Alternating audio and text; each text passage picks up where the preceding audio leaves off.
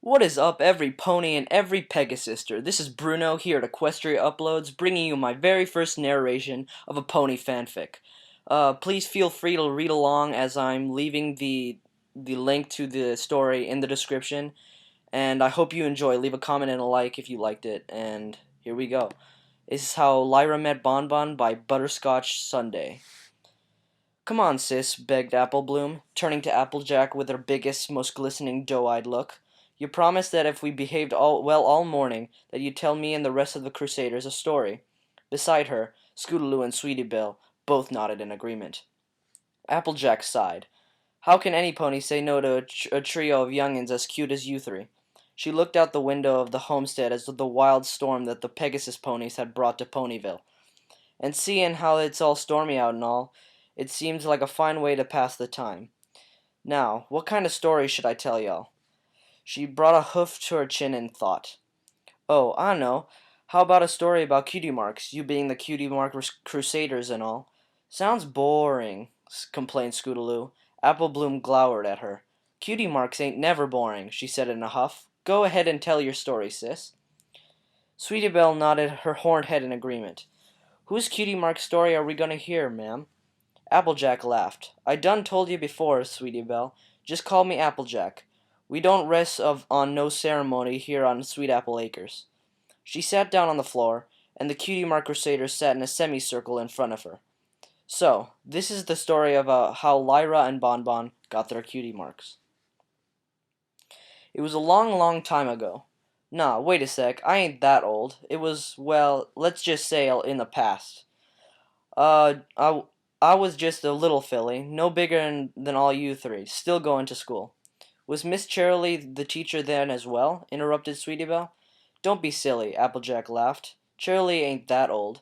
Nah, we had another teacher back then, but she was an earth pony just like Miss Cheerilee. Applejack scratched her head.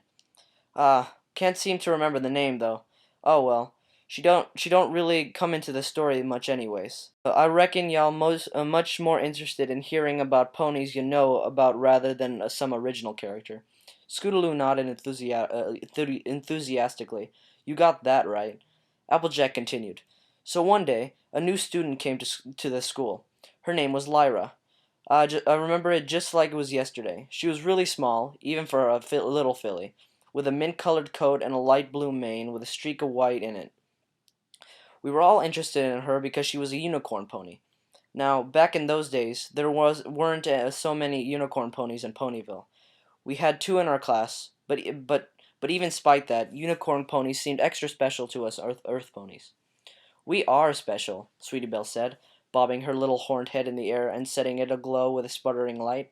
She started to lift Applebloom with her magic, but she only managed to get her around 2 inches off the floor before the magic gave out and Applebloom fell to the floor. Hey, she cried in surprise. Quit that. Earth ponies are just as special as unicorn ponies.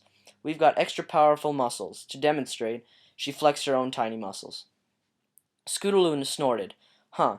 It's us Pegasus ponies who are the special ones. She flapped her wings. Can either of you two do that? Applejack cut in. All right, all right. Can we just agree that every type of pony is special in their own way? Then I'll just go on with the story.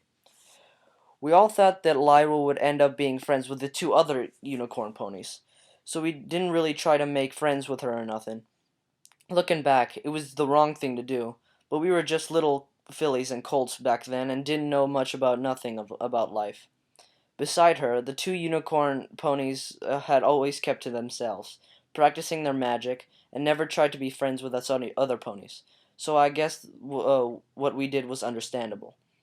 And anyway, when we sat Lyra and the other unicorn ponies in the playground together day after day, we decided we'd guess right. So we went on playing our own games and paid them no heed. Then, one day, after recess, Lyra didn't come back to class.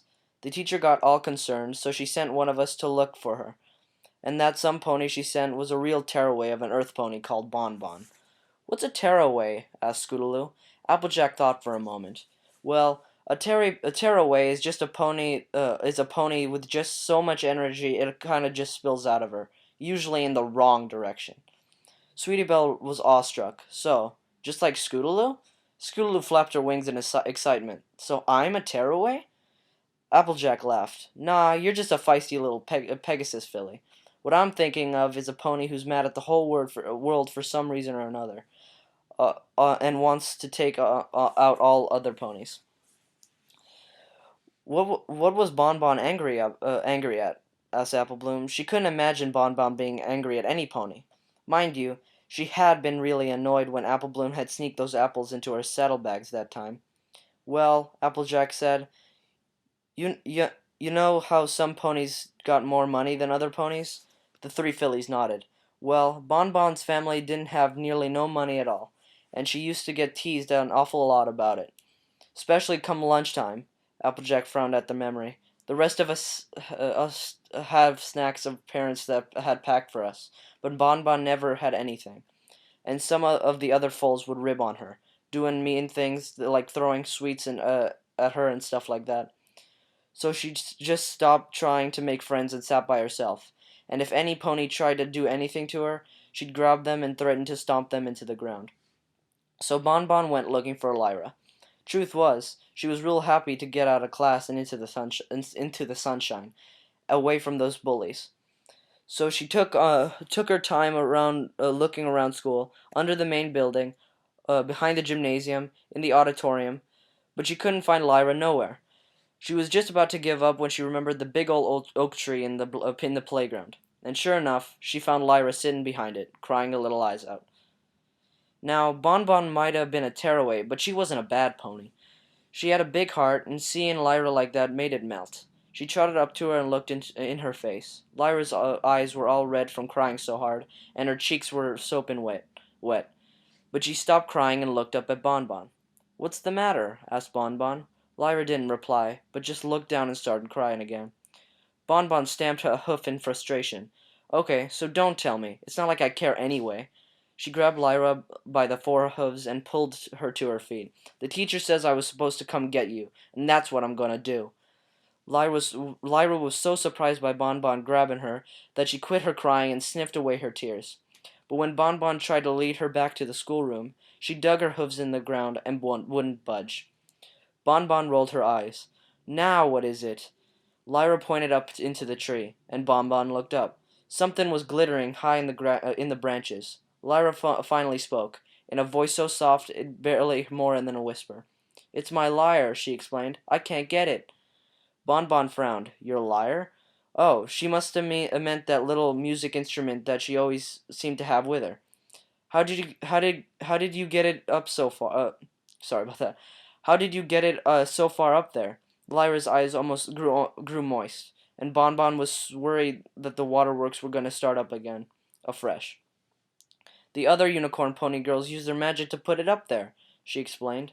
Bon Bon clicked her tongue. "So you use your unicorn magic to get the power to get it down, then?" She tapped the little filly right on her horn and said, "She said." Sorry, I'll read that again. Bon Bon clicked her tongue. "So, you use your unicorn power to get it down, then." She tapped the little filly right on her horn as she said it. Lyra started to cry. "I can't," she sobbed. "I keep trying and trying, but my magic isn't strong enough yet." Bon Bon suddenly felt bad for her tapping on her horn, and she decided she was going to do something to make her feel better. "Just wait here," she said, climbing onto the bottom branches of the tree.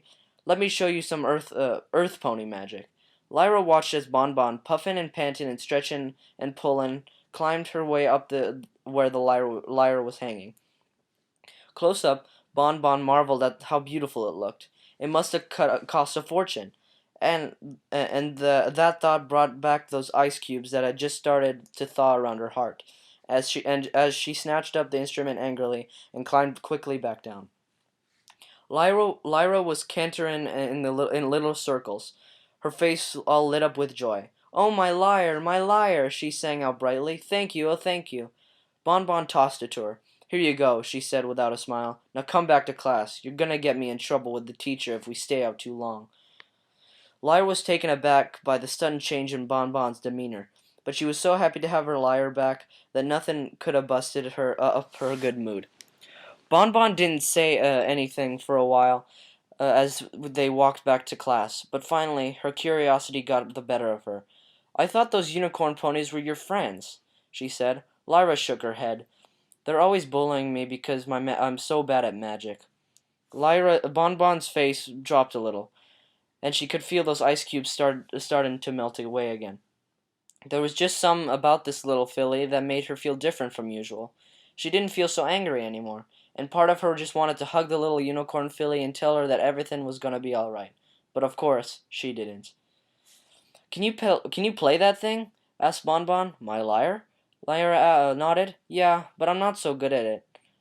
Bonbon stopped and looked at her. "Can I hear you play it?" Lyra looked around. "Right here?" she asked nervously. "Isn't the teacher going to get angry if we don't go straight back?" Bonbon laughed. Let her get angry. I just want to hear you play it." They were next to the auditorium by the stage, so Lyra sat down against the concrete, resting the lyre against one hoof. She brought her other hoof to the strings, but hesitated. "Are you sure you want me to hear me play? I've never—" "Just play the darn thing," Bonbon snapped at her. Lyra almost leapt out of her height in surprise, but then she touched her hoof to the strings and started to play. And the music that came out of the lyre was so beautiful that no matter how many times I try to describe it, no words do it justice. We even heard it all over the we even heard it in all we even heard it way over in the schoolroom. It wasn't that it was loud exactly. It was just that the music seemed so light and angelic that the air itself seemed to pick it up and waft it along. Bonbon's shoulder had slumped, and all the tension and anger in her body seemed to have been wafted away from those golden notes of Lyra's lyre. As soon as the music stopped, she came over and put a hoof on Lyra's shoulder and asked her, "Where did you learn to play like that?" Lyra smiled. "My mom taught me. She always says that a unicorn pony shouldn't just be about magic. They need other skills as well." She looked at Bonbon shyly. "Especially if you're bad as magic as I am." Bonbon nodded. "Your mom sounds like a wise mare," she said, "just like mine." As they continued walking back to the schoolroom, Lyra told Bonbon all about herself, about her mom and dad, about her love of music, and about the trouble with the other unicorn ponies in the class. When she mentioned the unicorn ponies, Bonbon looked at her fiercely. "If you get in any more trouble with out of those two, you just come and tell me. I'll stomp them both into the ground." Lyra's eyes bugged out wide, and she nodded. Thought the story was about how they got their cutie marks," complained Apple Bloom. "All you've been talking about is how they met and how Lyra can play the lyre and—" "Just hold your ponies there, little sister," said Applejack in annoyance. "If and you keep interrupting so much, we'll never get to the end of the story." "Yeah, just be patient," agreed Sweetie Belle. "I like Bonbon," agreed Scootaloo. "I didn't know that she was such a tear-up, threatening to stomp other ponies into the ground all the time." Applejack chuckled. "That's tear-away," she said, "and she's not like that's so much these days, on account of what's going to happen next in the story." Later that day at lunchtime, Bonbon was sitting on her own as usual, kicking up rocks up against the auditorium wall, when Lyra came running up to her. "Bonbon, Bonbon!" she cried. It was difficult for her to talk on account of what she was carrying, a little box with a ribbon on it in her mouth. She dropped the package at Bonbon's feet and looked down at her own hooves shyly. Bonbon eyed her at the package suspiciously. "What is it?" she asked. Lyra didn't look up, and a blush reddened her cheeks. "It's a present for you," she explained, "to thank you for rescuing my lyre." Bonbon took one end of the ribbon in her mouth and pulled it. The box fell open, revealing a little pile of sweets, each of them wrapped in different colored cellophane. "Do you like them? Do you like them?" chirped Lyra excitedly. "I made them in baking class. We were making chocolates for Valentine's Day, which is tomorrow, and then I remembered how you never seem to have any snacks, and I thought then maybe you'd like some sweets, and I thought you'd—" Bonbon turned on the little unicorn pony, a furious look on her face. "You thought? You thought? Do I seem that pathetic to you, that I need to beg for food off you?" She kicked dirt onto the little pile of sweets. "Here's what I think of your little charity." Lyra's face was distraught. She couldn't speak. She was so shocked by what Bonbon had gone and done. But I thought you were my friend, she sobbed. Bonbon smiled grimly. Ah, here come the tears again. She went to go, but then turned back. I don't need your charity, and I don't need any weakening ponies, or unicorn pony friends like you. As Bonbon galloped away, Lyra looked at the sweets. She knelt down, brushing the dirt from them. She carefully put them back in the box and picked up the ribbon in her mouth. But her lips were trembling so much that she couldn't tie it properly, and eventually just gave up and sat there, crying her little eyes out. Eventually, it was time for class again, and Lyra had to get up and go. So she didn't see what happened next, though old Applejack did. I'd been in the gym, as usual, practicing my high jump. I was the class champion, don't you know? This one time was the annual athletics meet. I jumped over. Hey, said Scootaloo, annoyed. Isn't this a story about how it's supposed to be about Lyra and Bonbon? And cutie marks, added Apple Bloom.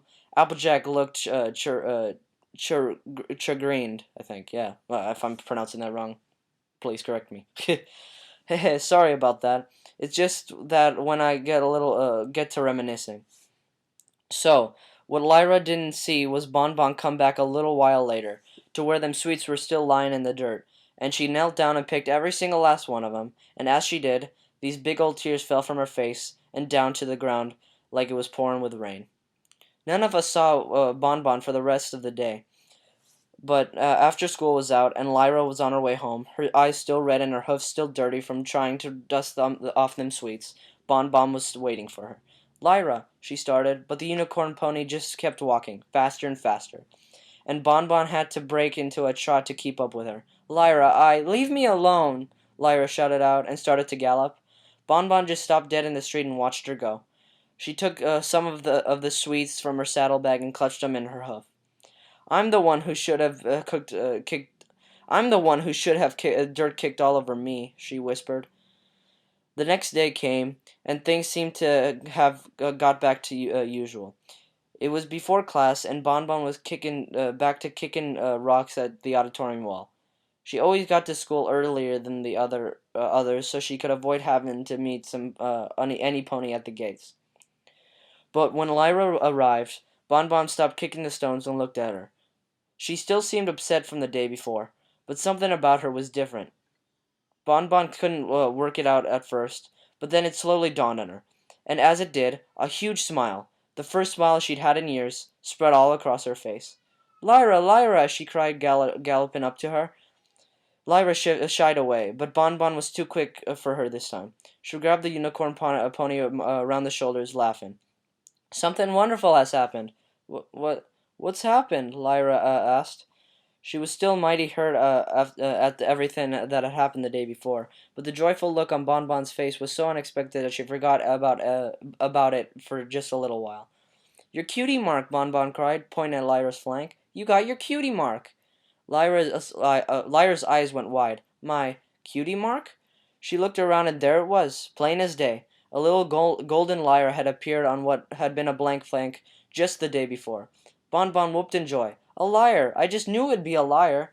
Lyra smiled. But I've been playing the lyre forever. Why did it come all of a sudden? Bonbon shook her head. I don't know, but maybe when you played for me yesterday, something happened. But why yesterday? Lyra's eyes went wide. You're the first person I ever played my lyre to, she realized. Before that, I only ever played for myself or for my mom. Me? Bonbon pointed to her chest. I never knew I was the first pony you ever played for. She dropped her gaze. At that moment, Bonbon's heart was more full of emotions than she had names for. Guilt and joy and sadness and hope, and she didn't know which one to feel first. But more was to come. Lyra suddenly let out a gasp. Bonbon, Bonbon, she yelled. There's something on your flank as well. Bonbon turned around in shock. Now maybe she was expecting to see some kind of terrible cutie mark, like a skull and crossbones or something like that. Because deep down she felt that it was the kind of mark she deserved. But when she looked and saw those three little sweets, all wrapped up in cellophane like Lyra's present, she finally knew how she felt. She felt happy, and happier than she ever had in a long, long time. Wow, the three fillies said in unison. Applejack nodded and smiled to herself. There sure was no pony could tell a story better than her. So Lyra got her cutie mark because of Bonbon, and Bonbon got hers because of Lyra? Sweetie Belle gushed. That's so cute. Scootaloo was unconvinced. But don't you think it's a bit convenient that Bonbon's name is Bonbon, and that the cutie mark she got was a bunch of sweets? Applejack shrugged. I don't know. I mean, Rose and Lily and Daisy all have cutie marks, and they just happen to coincide with their names as well. So I guess it must happen sometimes, right? Apple Bloom nodded. I don't care about all that. I'm just happy that the two of them got to be friends. Yeah, that's true, agreed Scootaloo. Ma'am? I mean, Applejack? Asked Sweetie Belle. Yeah, Sugar Cube? Do you think Lyra and Bonbon will ever get married? Scootaloo burst out giggling. Sweetie Belle, you big dummy. They're both mares. Mares can't get married with other mares. Apple Bloom laughed. Yeah, mares get married to stallions. But Applejack just smiled and said, I don't know, Sweetie Belle. I don't know. Anything could happen. 'Cause something tells me that Lyra and Bonbon's story ain't finished yet. Not by a long shot. The end. I hope you liked that cute little story about Lyra and Bonbon. The author again is Butterscotch Sunday. Be sure to check her or him out because the story, as you can tell, is a really good story, and I think you, as well as me, I enjoyed it a lot. So yeah, leave a like and a comment, and I'll probably post another fanfic later in the week or next weekend. And this is Bruno from Equestria Upload signing off. And Bronies Unite.